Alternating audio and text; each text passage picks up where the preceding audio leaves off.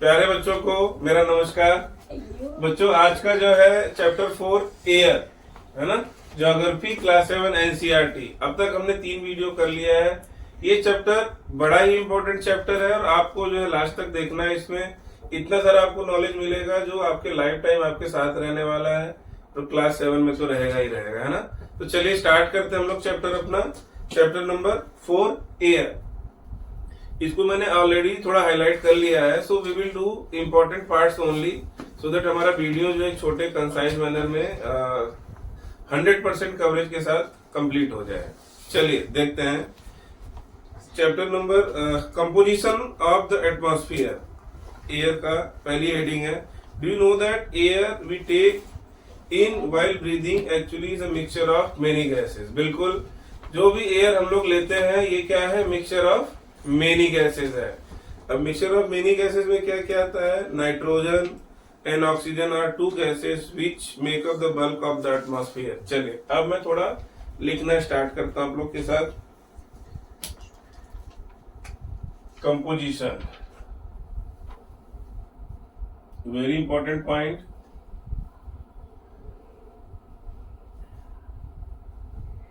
अब इसमें क्या बोल रहा है, नंबर 1 नाइट्रोजन, नंबर 2 ऑक्सीजन। ये 2 गैसेस हैं जो बल्क में पाया जाता है। बल्क मतलब बहुत ज्यादा, जो हमारा गैसेस है उसमें इसकी मात्रा बहुत ज्यादा है। देखते हैं, अभी आएगा डिटेल में। फिर अगला है कार्बन डाइऑक्साइड, ये भी लिख लेते हैं हम लोग। कार्बन डाइऑक्साइड को मैं CO2 लिखता हूं। थर्ड हो गया। फोर्थ है helium, fourth one is helium. Fifth one is ozone. Six one is argon. Seventh one is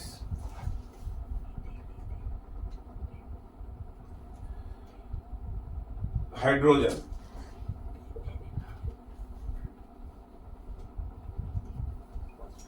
अभी हाइड्रोजन जो है क्या है, ये सब और भी बहुत सारे गैसेस जैसे वाटर वेपर हो गया, ये भी पाया जाता है, कम क्वांटिटी में पाया जाता है। जो हमारे मेन कंस्टिट्यूएंट्स हमारे एटमॉस्फेयर के वो ये हैं, है ना। अब इसका परसेंटेज क्या है, कितना, वो भी हम लोग देख लेते हैं।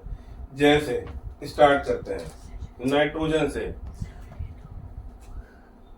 नाइट्रोजन से स्टार्ट करते हैं। Nitrogen is 78% of air constituents, 78% of air constituents, है ना। Second one is oxygen. Oxygen कितना है, 21%, है ना। अब carbon dioxide, carbon dioxide is 0.03%। चलिए आगे देखते हैं क्या है। आर्गन, आर्गन कितना है, 0.93, ये है 0.93%। आगे देखते हैं all other gases, all other gases मिला के जो है 0.04। कलर में चेंज करता हूं इसका।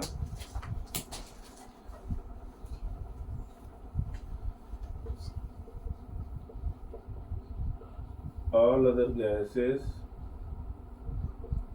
0.04%, है ना। जब ये सबको हम ऐड करेंगे तो कितना हो जाएगा, 100%। तब ये सारे को हम ऐड करेंगे तो हमारा हो जाएगा 100%। यानी जो हमारा एटमॉस्फेयर है उसमें ये सब गैसेस पाए जाते हैं। एक इंपॉर्टेंट टॉपिक हमने कर लिया, कंपोजिशन ऑफ एयर। अगर पूछेगा या आपसे पूछेगा ऑब्जेक्टिव में कि नाइट्रोजन कितना पाया जाता है, आपसे पूछेगा ऑक्सीजन, CO2, तो we should be very clear और ये आता हुआ क्वेश्चन हम गलत करके नहीं आएंगे, है ना। आगे देखते क्या है।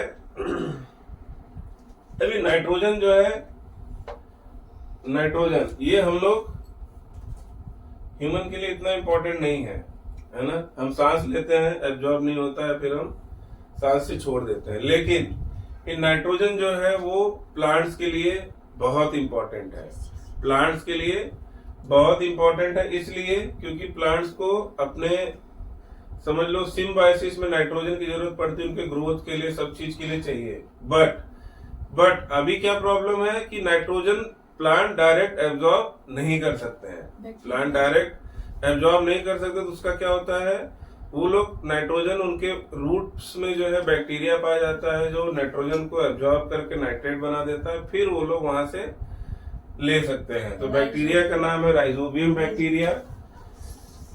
ये आपकी बुक में नहीं दिया है, जस्ट मैं आपको एक्सप्लेन कर रहा हूँ प्लांट्स के लिए।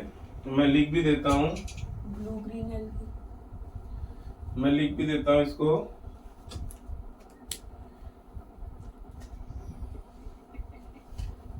नाइट्रोजन, इसमें क्या होगा, plants can not directly absorb nitrogen. तो ये क्या होता है, रूट में इसके बैक्टीरिया होता है, वो क्या करता है, बैक्टीरिया क्या करेगा, नाइट्रोजन को वो लेता है और इसको कन्वर्ट कर देगा, उस फॉर्म में कन्वर्ट कर देगा जिस फॉर्म से ये प्लांट उसको एब्जॉर्ब करके उनका ग्रोथ, उनका सारा सिस्टम जो है, नाइट्रोजन बहुत ही इंपॉर्टेंट होता है। तो मैं लिख देता हूं इसका, it absorb nitrogen with the help of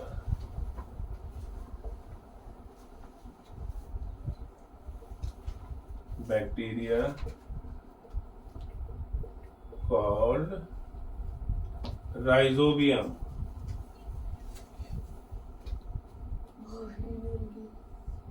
ठीक है, ये बैक्टीरिया का नाम है। ये क्या करता है, ये कन्वर्ट कर देगा नाइट्रोजन को नाइट्रेट में, फिर जो है प्लांट उसको एब्जॉर्ब कर सकता है। ये पॉइंट हमको याद रखना है। अगर पूछेगा कि how the plant utilises the nitrogen of the atmosphere, तो क्या बोलेंगे हम कि ये प्लांट जो है डायरेक्टली एब्जॉर्ब नहीं कर सकता है, बट ये क्या करता है, बैक्टीरिया के हेल्प से जो है, बैक्टीरिया के हेल्प से, और बैक्टीरिया का नाम क्या है, राइजोबियम, उसके हेल्प से नाइट्रोजन को एब्जॉर्ब करता है। आगे बढ़ते हैं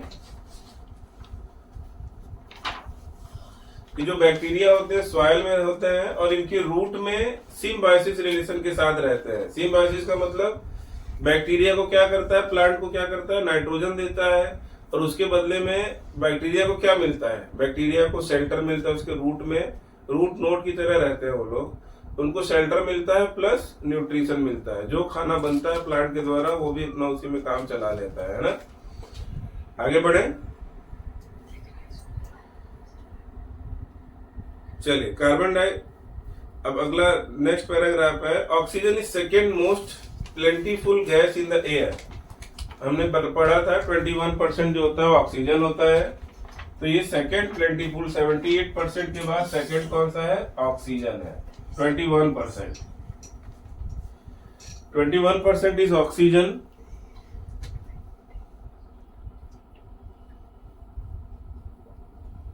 आई hope you are getting the point. 21% of oxygen है। तो अब देखते हैं हम लोग क्या है इसके अंदर। Human and animal takes oxygen from the air as they breathe. जब हम लोग ब्रीथ करते हैं, एनिमल हो गया, ह्यूमन हो गया, तो हम क्या करते हैं, ऑक्सीजन इनहेल करते हैं। फिर क्या होगा, और कार्बन डाइऑक्साइड हम लोग क्या करते हैं, एक्सहेल करते हैं। In this way oxygen content in the air remain constant. जैसे ही हम निकालेंगे तो किसी और को चाहिए, प्लांट को चाहिए फोटोसिंथेसिस के लिए, तो वो वहां से कार्बन डाइऑक्साइड ले लेगा और प्लांट क्या करेगा, हमारे लिए ऑक्सीजन रिलीज करेगा। तो एक साइकिल जो है दोनों के बीच में बैलेंस बना रहता है। जितना हम रिलीज करते हैं उतना ही प्लांट उसको यूज करके अपना खाना बनाते रहते हैं। तो जो पिछले बिलियंस ऑफ ईयर से जो ऑक्सीजन का बैलेंस है वो बना हुआ है। कार्बन डाइऑक्साइड शायद थोड़ा मोड़ा बढ़ा होगा, जिसकी वजह से भी कॉज ऑफ कंसर्न क्या हो गया कि भाई ग्लोबल वार्मिंग का चिंता सबको होना चालू हो गया है। बट उसका रीजन ये नहीं कि हम सांस छोड़ रहे हैं, प्लांट उसका ऑक्सीजन या कार्बन डाइऑक्साइड कम ले रहे हैं।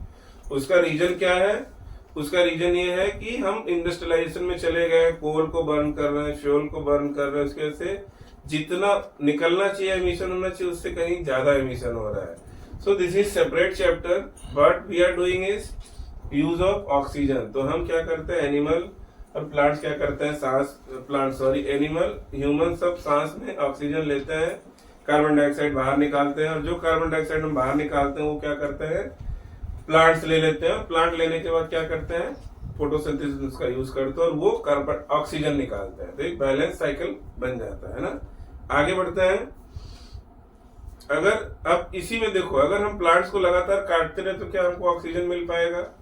इसलिए हमको क्या करना है, अपने अगल बगल ग्रीनरी बना के रखना है, अपने अगल बगल ज्यादा से ज्यादा प्लांटेशन को प्रमोट करना है, because we are the coming generation. अब रिस्पॉन्सिबिलिटी जो हमारे बाप दादा ने किया वो हमको नहीं करना, we have to take the responsibility. ये हम अपने लिए, जो हमारा अगल बगल का एरिया हम खुद के लिए बनाएंगे, है ना। चलिए नेक्स्ट करता हूं मैं। ऑक्सीजन हो गया, उसके बाद आता है carbon dioxide. Carbon dioxide is another important gas. Green plants use carbon dioxide to make their food and release oxygen. वो क्या करता है, जो हमने डिस्कस कर लिया वही है। ह्यूमन और animal release carbon dioxide. Human या एनिमल जो रिलीज करते हैं carbon dioxide, that will be taken by the plant, और ये seems to be equal and perfect balance. वो जो बैलेंस था वो इक्वल और परफेक्ट है ना।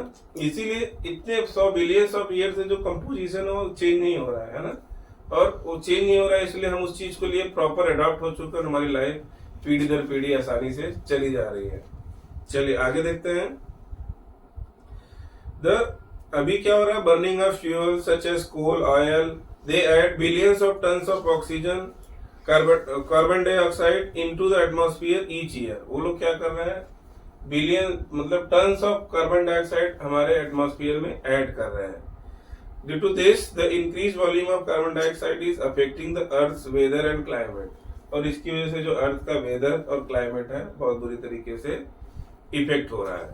सो जो बेसिक था मैंने बता दिया आप लोग को, खाली एक बार ध्यान सुन के जो मैंने बोला है, इवन इफ आप वो भी लिख लेंगे तो आपके लिए मोर देन सफिशिएंट है। जहां भी एग्जाम्पल जो एग्जाम में आने वाला है मैं आपको एनीवे वो बोर्ड पे लिखवाऊंगा ही लिखवाऊंगा, है ना। तो सबसे पहले हमने कंपोजिशन देख लिया है। अब हम लोग आगे देखेंगे स्ट्रक्चर ऑफ एटमॉस्फेयर, है ना। Structure of atmosphere very important, sure short question. Composition of air में खाली आपको परसेंटेज अच्छे से याद रखना है, और हम सबको पता है कि भाई कार्बन डाइऑक्साइड का क्या रोल है, ऑक्सीजन का क्या रोल है, नाइट्रोजन का क्या रोल है, वो खाली दिमाग में रखना है। You will be able to solve the question. हमारा नेक्स्ट टॉपिक है structure of atmosphere. Structure of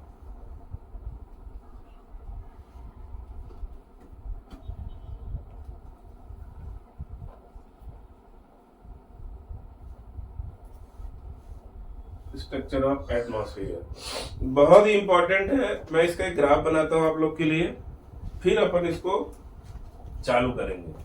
देखिए एक लेयर ये हो गया हमारा। अब ये जो एक लेयर है इसका नाम क्या है, ट्रोपोस्फियर। ट्रोपो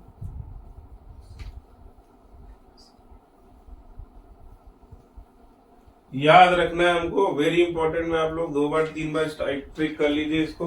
इसका नाम है ट्रोपोस्फियर, सॉरी ट्रोपो नहीं, ट्रोपोस्फियर। ट्रोपोस्फियर, इसको मैं मिटा के फिर से लिख देता हूं आप लोग के लिए।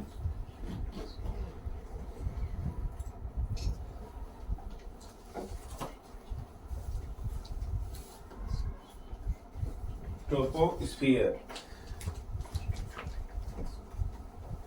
और जो ये लेयर है उसको हम क्या बोलते हैं, ट्रोपोपॉज।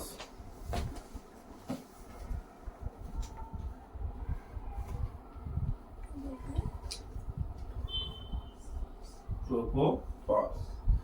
अब क्वेश्चन क्या आएगा मैं पहले बता दूं आपको। सीरियल से आपको पूरे लेयर ऊपर तक के याद करने हैं। टोटल 5 लेयर हैं, मैं अभी सारा डिस्कस करूंगा आपसे। प्लस किस लेयर में क्या क्या एक्टिविटी होती है। आपसे पूछेगा कि भाई रेनफॉल कौन से एक्टिविटी रिलेटेड कौन से लेयर से है, ओजोन कौन से लेयर में पाया जाता है, जो हम रेडियो वेव भेजते हैं कौन से लेयर से वापस आता है वो हमको Thermosphere. याद करना है, ठीक है। तो अभी हम लोग पहले देखते हैं ट्रोपोस्फियर में क्या है। दिस टोटल कितने लेयर हमारे 5 लेयर हैं, 5 लेयर। नंबर 1 पे ट्रोपोस्फियर, नंबर 2 पे stratosphere, stratosphere.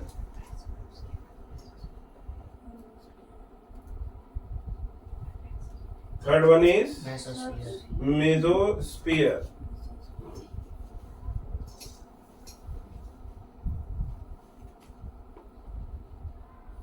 Fourth one is Thermosphere. Thermosphere.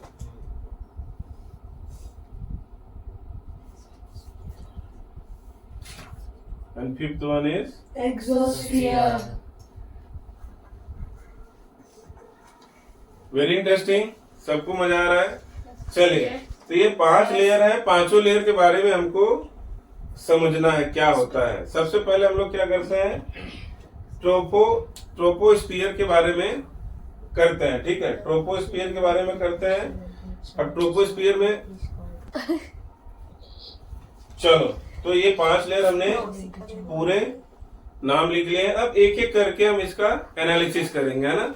एक एक चैप्टर, एक एक लेयर का एनालिसिस करेंगे। And be take my words, it is most important from this chapter. चलिए देखते हैं।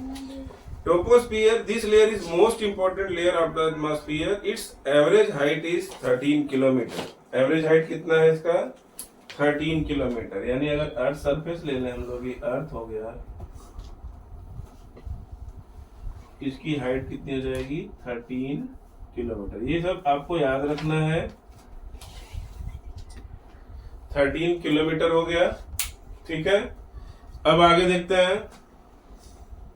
The air we breathe exist here. जो भी सांस हम लेते हैं, यानी एटमॉस्फेयर में ऑक्सीजन नाइट्रोजन की जो बात करते हैं, वो यहाँ पे रहता है। चलिए, मैं इसको मिटा के इसके बारे में थोड़ा पॉइंट्स लिख देता हूँ आपको।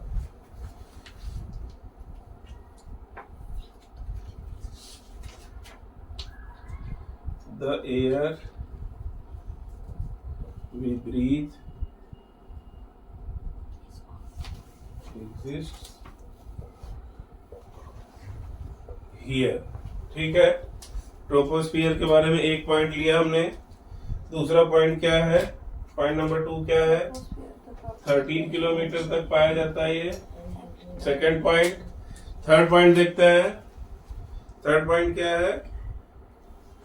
Almost all the weather phenomena like rainfall, fog, hailstorm occur in this layer. तो सारे जो वेदर फिनोमिनन है, like rain,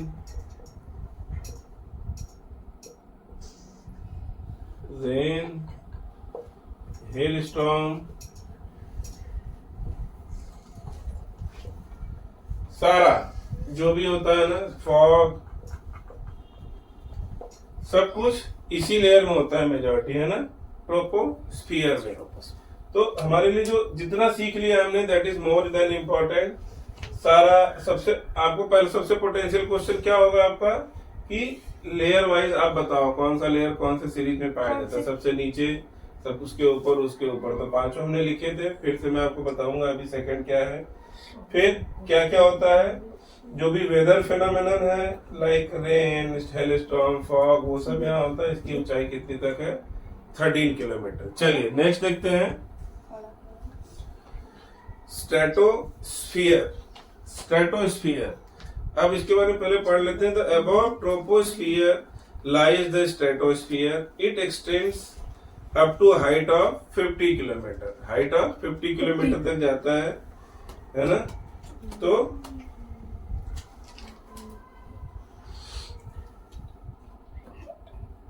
this layer is almost free from clouds and associated weather phenomenon. एक तो इसका हाइट कहां तक जाएगा? अप टू 50 किलोमीटर तक जाएगा। चलिए बना लेते हैं हम लोग इसको।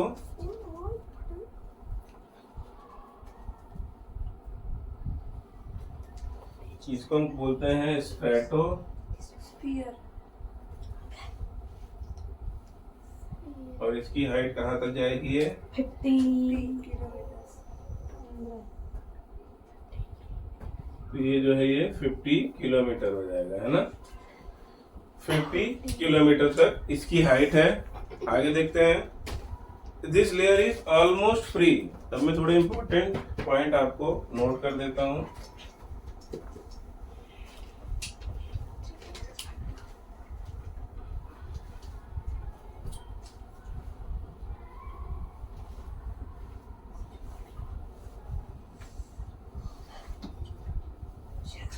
This layer is almost free from all weather phenomena, है ना, लिखता हूं मैं।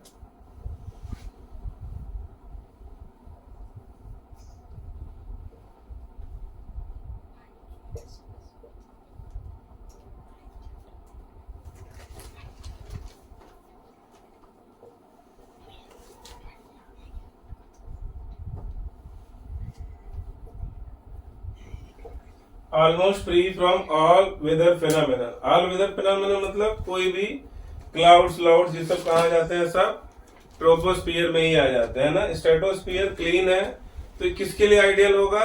जो हमारा एरोप्लेन उड़ता है उसके लिए आइडियल होगा, है ना। आइडियल फॉर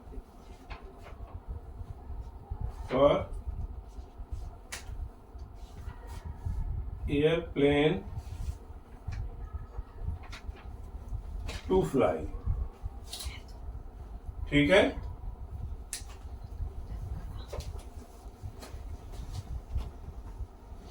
अब एयरप्लेन को एरोप्लेन भी बोलते हैं।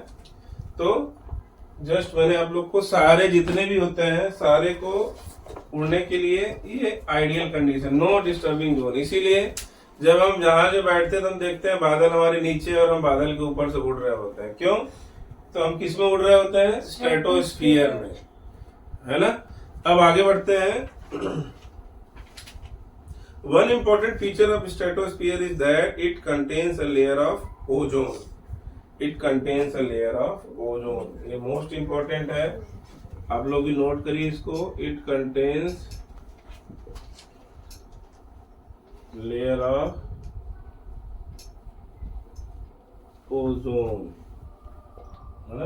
आप सबको पता होगा ओजोन कहाँ पाया जाएगा? अभी ये स्ट्रेटोस्फियर में। और इसका मेन काम क्या है? ओजोन का मेन काम क्या होता है? ओजोन जो सन रेस के साथ आने वाली अल्ट्रावायलेट रेस होती है उसको एब्जॉर्ब कर लेता है और हमारे अर्थ तक उसको आने में उसको रोक देता है।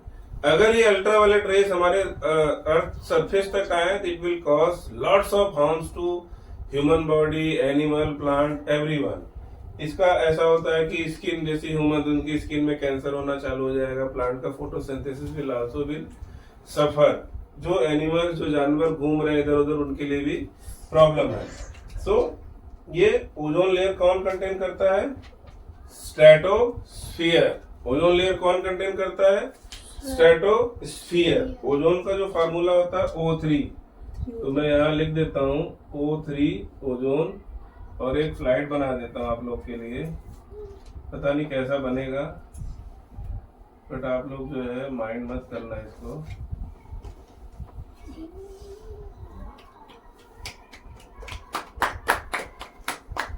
ये भी इसमें उड़ता है, ओजोन भी इसमें होता है।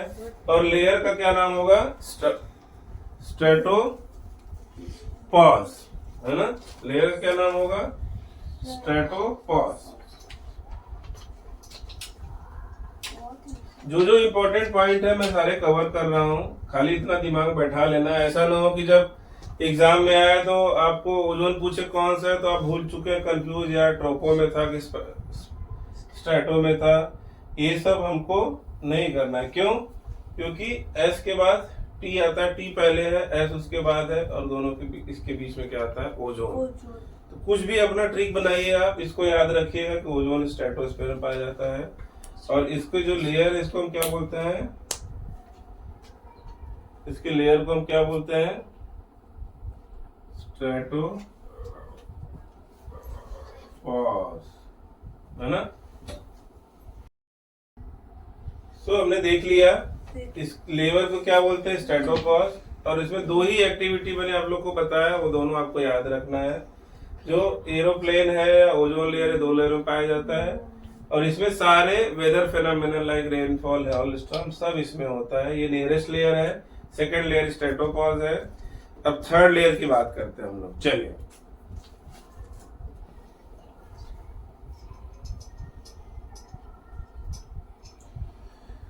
Third layer mesosphere.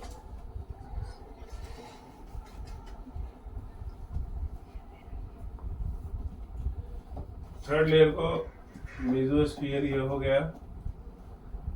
और ये कहां तक फैला रहता है? 80 किलोमीटर। चल, इसका नाम है mesosphere.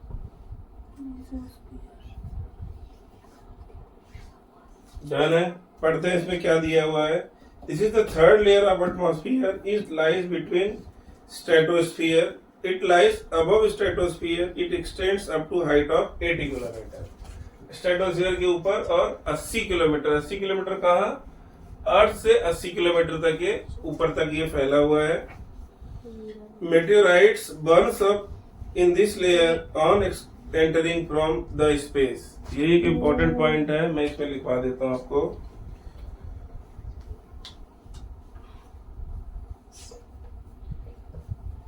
मेटेरियोराइट्स burns up upon entering in this layer from space. ठीक है, तो इसमें कुछ ज्यादा एक्टिविटी नहीं होता है। ये क्या होता है, मेटेओराइट्स बर्न कर जाते हैं। जब वो स्पेस से बहुत सारे मेटेओराइट्स हमेशा आते रहते हैं, बट वो धरती तक, अर्थ सरफेस तक नहीं पहुंच पाते हैं। उसमें होता क्या है, वो बर्न हो जाते हैं ना, वो बर्न हो जाते हैं और ऊपर ही स्पेस में ही रह जाते हैं। तो ये बड़ा ही इंपॉर्टेंट लेयर हमारे लिए, हमारी पृथ्वी को क्या करता है, ये प्रोटेक्ट करता है फ्रॉम बाहर से जो आने वाले मेटेओराइट्स, मतलब बड़े बड़े पत्थर के गोले। सपोज वो गिर जाए तो पता लगा, आए दिन हमको सुनने को मिलेगा, यार यहाँ पे एक पत्थर गिर गया, एक लखनऊ में पत्थर गिरा, एक कानपुर में पत्थर गिरा, एक बड़ौदा में गिरा। ये क्या है, अगर ये मेसोस्फीयर निकाल देंगे तो क्या हो जाएगा, जो रेजिस्टेंस फोर्स है जो मेटेओराइट्स के ऊपर लगता है वो लगना खत्म हो जाएगा और क्या होगा, ये पृथ्वी तक पहुंच सकते हैं। सो this is also very important. और एक ही पॉइंट इसमें है जो हमको याद रखना है कि मेटेओराइट्स इस लेयर में आने के बाद बर्न होने लगता है। हालांकि इससे आगे बढ़ेंगे इनको स्ट्रेटोस्फीयर में ज्यादा रेजिस्टेंस मिलेगा, उससे आगे बढ़ेंगे तो ज्यादा रेजिस्टेंस यहाँ मिलेगा। क्यों? क्योंकि यहाँ का जो एयर है बहुत थिक है, उससे थिन होगा, उससे थिन होगा, तो यहाँ पे जो एयर है उसकी डेंसिटी ज्यादा है, तो इसको रेजिस्टेंस, बट ये ऊपर ही निपट जाता है ना, ऊपर ही निपट जाता है, इसको नीचे वालों को झेलने की जरूरत नहीं है। तो थोड़े मोड़े काम लेयर ये भी करता है। और इस लेयर को हम क्या बोलेंगे, मेसोपॉज।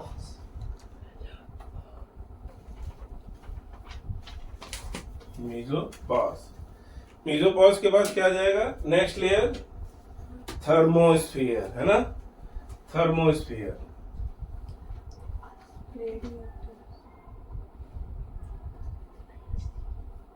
अब जगह थोड़ा कम करता जा रहा हूँ, रीजन बीइंग हमारे पास जगह कम है ना। जब हमारे पास है जितना रहेगा उतने में से बांटना पड़ेगा। अब एक लेयर और है उसके ऊपर एक्सोस्फीयर, तो हमने उसके लिए थोड़ा जगह छोड़ रखा है। चले मेसोस्फीयर, थर्मोस्फीयर पढ़ते हैं। In thermosphere temperature rises very rapidly with increasing height. मतलब थर्मोस्फीयर में जैसे जैसे हम ऊपर जाएंगे तो टेम्परेचर बहुत तेजी से बढ़ने लगता है। जैसे जैसे ऊपर जाएंगे तो टेम्परेचर क्या होगा, वो भी इंक्रीज करेगा, है ना। ये थर्मोस्फीयर की क्वालिटी है। Ionosphere is part of this layer. It extend between 80 to 400। अभी क्या, 80 से 400, तो इसको मैं यहाँ 400 लिखता हूँ। 80 से 400 के बीच तक थर्मोस्फीयर फैला रहता है। इसी लेयर में जो है क्या, एक इम्पोर्टेंट पॉइंट है क्या, ionosphere is a part of this layer. मैं लिख देता हूं,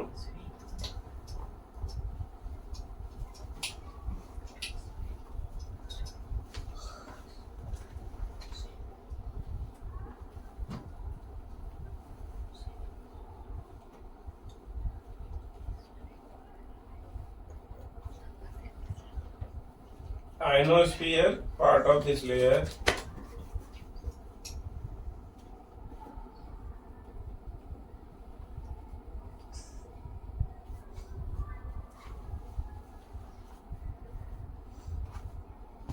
number 2 temperature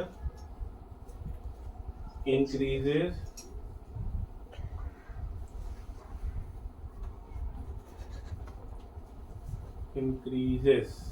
as we move up in this layer,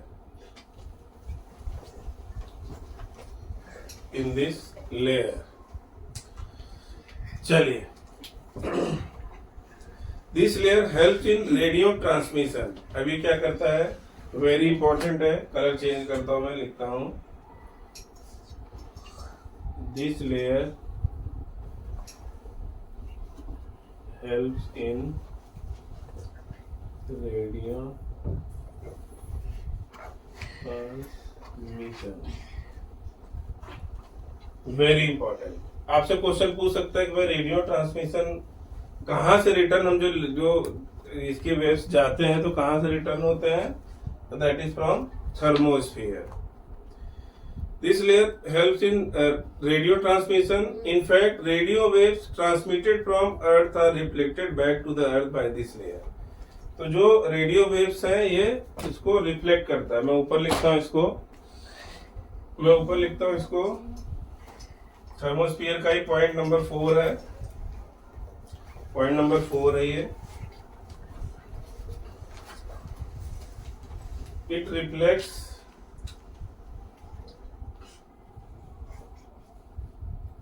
the radio wave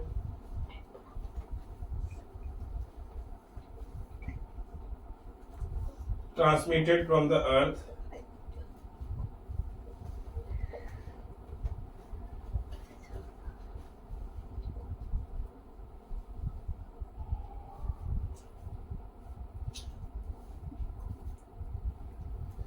back to earth.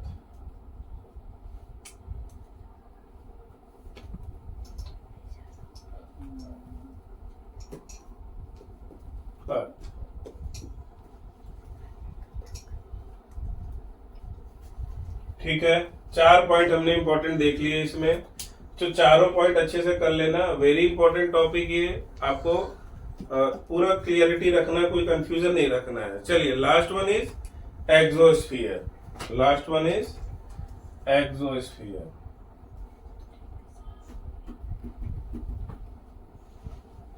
Exosphere क्या है? The uppermost layer of atmosphere is known as exosphere. ये क्या आ गया? Uppermost. This layer has very thin air, light gases like helium and hydrogen float into the space from here. यहाँ से hydrogen helium गायब हो जाते हैं, स्पेस में चले जाते हैं। तो exosphere is just boundary of our atmosphere, उसके बाहर फिर स्पेस चालू हो जाता है, which has no gravity, no other forces. So यहाँ तक हमारे पृथ्वी का पकड़ है ड्यू टू ग्रेविटेशनल फोर्स। ये सबको बांध के रखता है। ऐसा नहीं कि यहाँ से नाइट्रोजन का मन हुआ कल उड़ के निकल लिए, this is not possible because of gravitational force. ये सारी चीजें रुकी हुई हैं और इसकी वजह से पृथ्वी पे जीवन भी रुका हुआ है ना।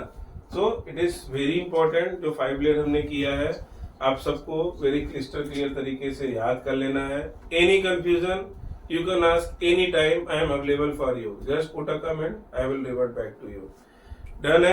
अभी मुझे लग रहा है हमारा वीडियो बहुत ज्यादा बड़ा हो जाएगा, बहुत सारे इंपॉर्टेंट टॉपिक्स अभी भी पेंडिंग है। So I am stopping this video at this point only, then I will come up with next video part 2 of air, then we will conclude the chapter.